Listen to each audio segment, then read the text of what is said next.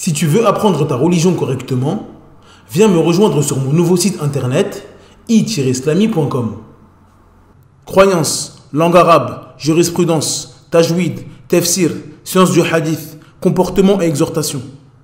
Tout cela dans une seule et même formation. Tu pourras apprendre les bases de ta religion avec des vidéos simples et détaillées. Pour plus de détails, rendez-vous sur i-islami.com. Bonne vidéo. Assalamu alaikum wa rahmatullahi wa barakatuh. Dans cette nouvelle vidéo, nous allons voir ensemble ce que le musulman doit faire lors de la naissance d'un nouveau-né. Nous y verrons entre autres quand et comment nommer son enfant, ainsi que les prénoms qu'il est conseillé de lui donner.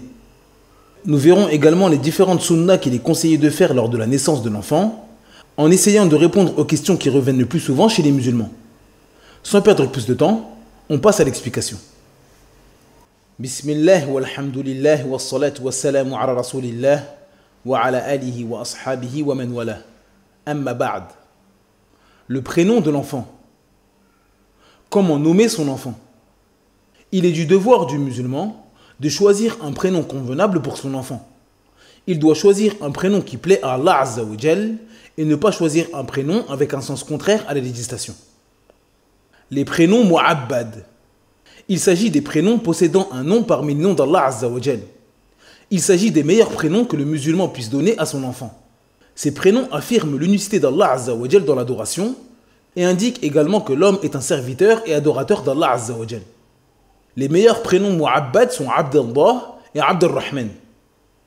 D'après Ibn Umar radiyallahu anhuma, le prophète sallallahu alayhi wa sallam a dit: les noms les plus aimés auprès d'Allah sont Abdallah et Abdurrahman. Le prénom Mohammed. Il convient également aux musulmans de nommer son enfant par le prénom du meilleur des prophètes, sallallahu alayhi wa sallam. D'après Abu Hurairah radiyallahu anhu, le prophète sallallahu alayhi wa sallam a dit: faites usage pour vous de mon prénom, mais ne prenez pas ma kunya. A noter que donner des noms d'autres prophètes à ses enfants est également recommandé. Il s'agit de l'acte du prophète Mohammed sallallahu alayhi wa sallam qui a nommé un de ses fils Ibrahim. Les prénoms des gens pieux. Il convient également aux musulmans de nommer ses enfants avec les prénoms des gens pieux de notre communauté. En premier lieu, avec le prénom des compagnons du prophète sallallahu alayhi wa sallam, tels que Abu Bakr, Omar, Uthman, Ali, Bilal, Hamza, Aïcha, Fatima, Zainab ou autres. Il est aussi permis de nommer son enfant avec un prénom d'une personne pieuse cité dans le Coran ou la Sunna, comme Luqman ou Maryam. Les prénoms possédant un sens correct. Il est permis aux musulmans de nommer son enfant avec un prénom possédant un sens louable ou qui n'est pas contraire à l'islam, comme Karim, Yazid, Jamila ou autres. Quand nommer son enfant? La meilleure chose à faire est de nommer son enfant le jour de sa naissance. Abu Moussa radiyallahu anhu a dit: j'ai eu un garçon, puis je me suis immédiatement rendu auprès du prophète sallallahu alayhi wa sallam, et il le nomma Ibrahim. Ce hadith nous montre que le prophète sallallahu alayhi wa sallam n'a pas attendu pour nommer ce petit garçon. Cependant, il est permis de ne pas le nommer le jour de sa naissance, surtout si les parents hésitent ou ne savent pas quel prénom lui donner. Il est donc recommandé de ne pas dépasser 7 jours, même si cela n'est pas interdit. Le prophète sallallahu alayhi wa sallam a dit: tout enfant doit avoir sa aqiqa, qui est un sacrifice en son 7e jour, et on lui donne un nom ce jour-là et on lui rase la tête. Nommer l'enfant est le droit du père. Lorsqu'un couple obtient un enfant, c'est au père de nommer son enfant, c'est-à-dire qu'il doit lui trouver un bon prénom en conformité avec la législation. Cheikh Al-Uthaymin rahimahullah a dit: le droit de nommer l'enfant revient au père. C'est lui qui nomme ses enfants. S'il y a une divergence entre la mère et le père concernant le prénom, c'est au père que revient le jugement final conformément à la parole du prophète. L'homme est un berger pour les membres de sa famille et il en est responsable. Fin de citation. A noter que le fait que le mari soit responsable du prénom de l'enfant ne signifie pas qu'il ne doit pas se concerter avec sa femme, afin de choisir un prénom qui plaise aux deux époux. Cependant, en cas de divergence, le dernier mot revient au père. Il convient de choisir un prénom connu dans le urf où nous vivons. Le musulman doit choisir un prénom qui entre dans les catégories que nous avons citées précédemment et qui est connu dans l'endroit où il vit. C'est-à-dire qu'il ne convient pas qu'il donne un nom à son enfant que personne ne connaît dans l'endroit où il vit, et cela même s'il s'agit d'un nom de prophète ou d'un compagnon. Il ne convient pas aux musulmans de contredire la masse des musulmans, sauf dans ce qui est haram. Nous voyons malheureusement de nos jours beaucoup de jeunes musulmans revenus sur la droiture, il y a peu, choisir des prénoms à leurs enfants que personne ne connaît. Ils ont passé des journées entières à chercher des prénoms que personne ne connaît dans l'endroit où ils vivent. Et cela dans le but de ne pas ressembler à l'ensemble des musulmans qui vivent autour de lui. Il ne convient pas aux musulmans de nommer son enfant Julaybib ou Ruwayfi'a si ces noms ne sont pas connus dans l'endroit où il vit. Allah Azza wa Jal dit وَلَا تَسُبُّوا الَّذِينَ يَدْعُونَ مِن دُونِ اللَّهِ فَيَسُبُّوا اللَّهَ عَدْوًا بِغَيْرِ عِلْمٍ. Dans la sourate 6 au verset 108, d'après la traduction approximative, Allah Azza wa Jal dit n'injuriez pas ce qu'ils invoquent en dehors d'Allah, car par agressivité, ils injurieraient Allah dans leur ignorance. Cheikh Sa'di rahimahullah a dit à propos de ce verset Allah interdit ici aux croyants de faire une chose qui est illicite à l'origine, c'est-à-dire insulter et rabaisser les divinités des associateurs, qui prennent des idoles avec Allah. Cependant, si l'insulte de ces divinités est une cause pour que les associateurs insultent en retour le Seigneur de l'univers, l'immense, qui est exempt de toute diminution et de défaut, alors dans cette situation, Allah a interdit d'insulter les divinités des associateurs. Fin de citation. Ce verset est une base concernant le fait de délaisser une chose permise, de peur qu'un mal se produise. Le fait d'appeler son enfant avec un prénom inconnu dans l'endroit où nous vivons risque de pousser les gens à se moquer de ce prénom, alors qu'il s'agit d'un prénom de prophète ou d'un compagnon du prophète sallallahu alayhi wa sallam. De plus, il se peut que cet enfant subisse des moqueries de la part des autres enfants ou des adultes à cause de son nom qui n'est pas connu dans cet endroit. Il est donc convenable pour le musulman de choisir pour ses enfants des prénoms que tous les gens connaissent dans ce pays. Le ta'dhin. Le ta'dhin consiste à faire l'édhen dans l'oreille du nouveau-né lors de sa naissance. Les savants ont divergé concernant la permission de faire cela. L'origine de cette divergence concerne l'authenticité ou non du hadith d'Abu Rafi'a radiyallahu anhu. Abu Rafi'a radiyallahu anhu a dit « J'ai vu le messager d'Allah sallallahu alayhi wa sallam faire l'édhen dans l'oreille d'Al-Hassan ibn Ali lorsque Fatima accoucha. » Certains savants considèrent ce hadith comme authentique et œuvrent avec, tandis que d'autres le considèrent comme faible et donc n'autorisent pas à faire cela, car il n'y a pas de preuve authentique selon eux de faire l'édhen dans l'oreille du nouveau-né. L'avis qui semble être le plus juste et Allah Azza wa Jal est le plus savant est que ce hadith est un hadith faible. Dans la chaîne de transmission de ce hadith, il y a Asim ibn Ubaydillah, qui est un rapporteur faible, c'est-à-dire que lorsqu'il est dans une chaîne de transmission, le hadith est faible. Pour plus d'informations pour reconnaître un hadith authentique d'un hadith faible, je vous invite à regarder la vidéo sur le hadith authentique. Le lien est dans la barre de description. Donc, si nous considérons ce hadith faible comme il semble être le cas, alors nous n'avons aucune preuve concernant le fait de faire l'édhen dans l'oreille du nouveau-né. Il faut donc éviter de faire cela. Le tahnik. Le tahnik consiste à mettre dans le palais du nouveau-né un bout de date que nous avons mâché au préalable. Les savants ont également divergé sur la pratique du tahnik. Certains ont dit qu'il était permis aux parents de faire cela, car il s'agit d'un acte que le prophète Mohammed sallallahu alayhi wa sallam a fait. Abu Musa radiyallahu anhu a dit « J'ai eu un garçon, puis je me suis rendu immédiatement auprès du prophète sallallahu alayhi wa sallam. Il le nomma Ibrahim, lui plaça un morceau de date dans la bouche, invoqua Allah pour qu'il lui mette la baraka, puis me le redonna. » D'autres savants ont dit que le tahnik est un acte spécifique au prophète Mohammed sallallahu alayhi wa sallam et qui n'est permis à personne d'autre de le faire après lui. Il était connu que les compagnons du prophète sallallahu alayhi wa sallam se rendaient auprès de lui lorsqu'Allah leur donnait un enfant. Ils voulaient que la première chose qui entre dans le ventre de leur enfant soit la salive bénie du prophète Mohammed sallallahu alayhi wa sallam. L'avis qui semble être le plus correct et Allah Azza wa Jal est le plus savant est que cette pratique est spécifique au prophète Mohammed sallallahu alayhi wa sallam.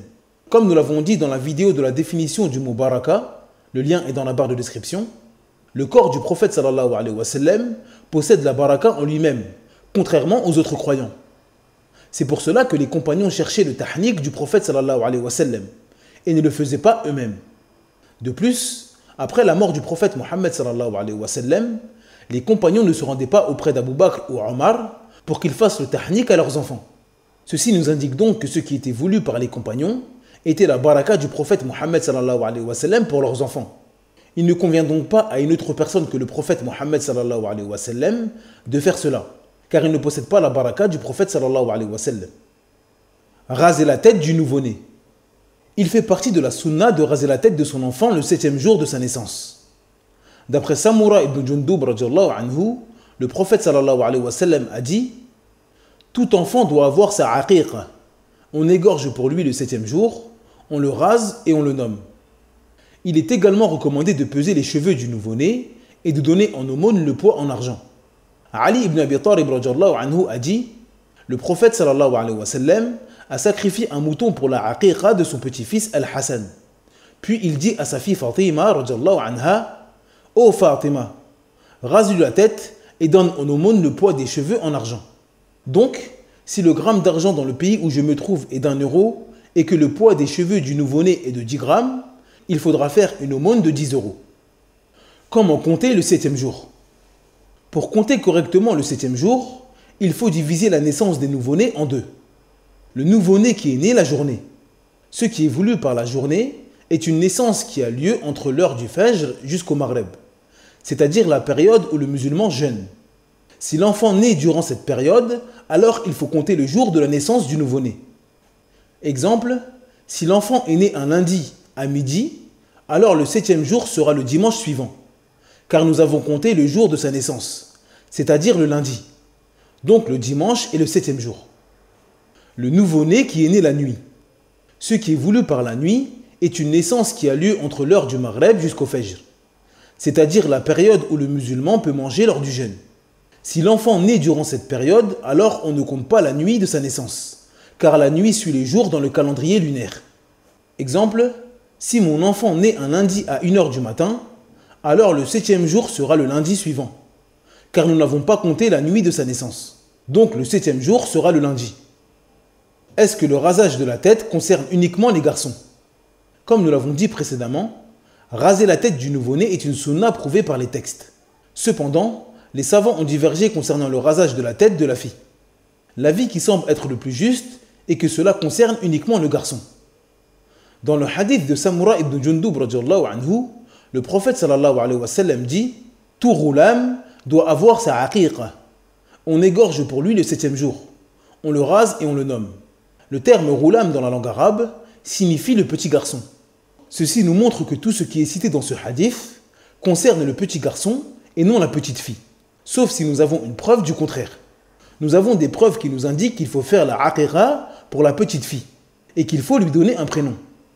Cependant, il n'y a pas à ma connaissance, et Allah Azza wa Jal est le plus savant, de texte authentique qui indique que la petite fille doit être rasée.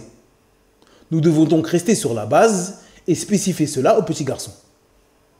La aqiqa. La aqiqa consiste à sacrifier une bête lors de la naissance du nouveau-né, en remerciement de ce qu'Allah Azza wa Jal nous a octroyé. Le prophète sallallahu alayhi wa sallam a dit: tout enfant doit avoir sa aqiqa, qui est un sacrifice en son 7e jour, et on lui donne un nom ce jour-là, et on lui rase la tête. D'après Kurzin al-Ka'biyya radhiyallahu anha, le prophète sallallahu alayhi wa sallam a dit: on sacrifie 2 moutons identiques pour le garçon et 1 pour la fille. Les savants ont divergé concernant le sens de la parole 2 moutons identiques. Certains ont dit 2 moutons qui se ressemblent dans l'apparence. D'autres ont dit des moutons qui ont le même âge, tandis que d'autres ont dit que les 2 bêtes doivent être égorgées au même moment. Toutes ces paroles sont correctes et celui qui égorge une bête pour une aqiqa doit prendre cela en considération. Il est possible de faire sa aqiqa soi-même. Anas ibn Malik radhiyallahu anhu a dit: le prophète sallallahu alayhi wa sallam a fait sa propre aqiqa après être devenu prophète. Ce hadith nous montre que celui qui n'a pas eu de aqiqa par ses parents est autorisé à faire sa propre aqiqa. Que faire de la viande? La sunna lors d'un sacrifice est de diviser la viande en 3 parties. Une partie en aumône pour les pauvres, une partie à donner pour les voisins et les proches, et une partie que l'on garde pour nous. La circoncision. D'après Abu Hurairah radhiyallahu anhu, le prophète sallallahu alayhi wa sallam a dit: 5 font partie de la saine nature. La circoncision, se raser le pubis, s'épiler les aisselles, se couper les ongles et se tailler la moustache. Ce noble hadith nous montre que la circoncision est un acte qui fait partie de la saine nature. Et bien évidemment, l'islam est venu pour préserver la saine nature. Il est donc du devoir des parents de faire la circoncision à leur enfant. À noter qu'il n'y a pas de texte précis qui nous indique le moment de la circoncision. Cependant, il est conseillé de le faire le plus tôt possible afin que l'enfant ne souffre pas. Cette vidéo est maintenant terminée. Merci de l'avoir visionnée jusqu'à la fin. Je vous invite à vous rendre sur le site i-slami.com afin de télécharger gratuitement le PDF de cette explication. N'oubliez pas de vous abonner à la chaîne et d'activer la cloche de notification afin de faire grandir la chaîne et ne rater aucune vidéo. En attendant, je vous dis Assalamu alaikum wa rahmatullahi wa barakatuh. Subhanaka Allahumma wa bihamdik. Ashhadu an la ilaha illa ant. Astaghfiruka wa atubu ilayk.